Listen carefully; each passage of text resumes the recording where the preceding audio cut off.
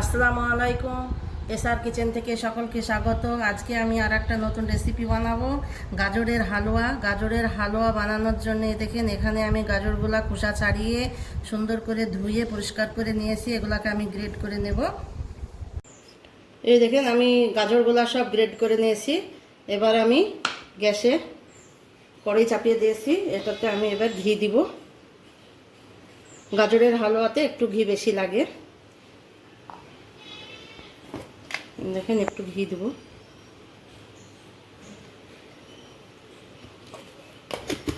ঘিটা গরম হলে, কড়াইটা গরম হোক, তারপরে আমি গাজরগুলাকে ভেজে নেব।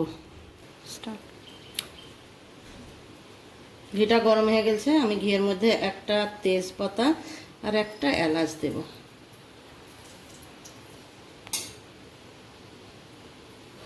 একটু ভাজা হয়ে গেলে আমি এর মধ্যে গাজরগুলা দিয়ে দেব।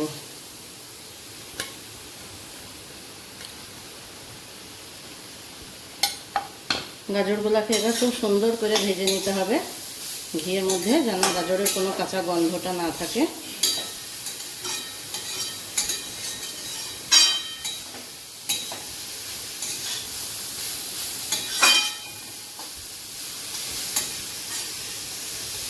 এই দেখেন গাজরটা আমার খুব সুন্দর ভাজা হয়ে গেছে। এর মধ্যে এবার আমি গরুর দুধ জাল করে রেখেছি, এই দুধটা দিয়ে দেব।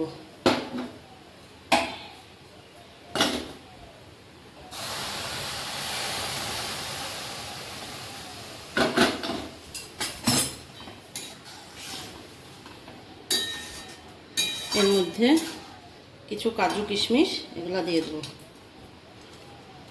দিয়ে এবার আমি এটাকে একটু ঢাকা দিয়ে দেবো।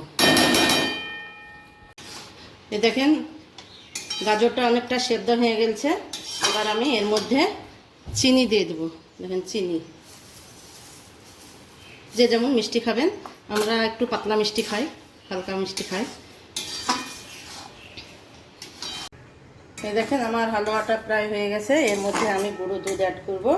গুঁড়ো দুধটা দিলে পরে আর যে রসটা আছে একটু টেনে নেবে, দিয়ে একটু আঠালো ভাব আসবে, দিয়ে আমি নামিয়ে নেব। গাজরের হালুয়া এই দেখেন আমার হয়ে গেছে। আমি কিছু ড্রাই ফ্রুট আর গরম মশলা ছড়িয়ে এগুলাকে আমি এই দেখেন রেখেছি। এগুলাকে এবার আমি সবাইকে পরিবেশন করব।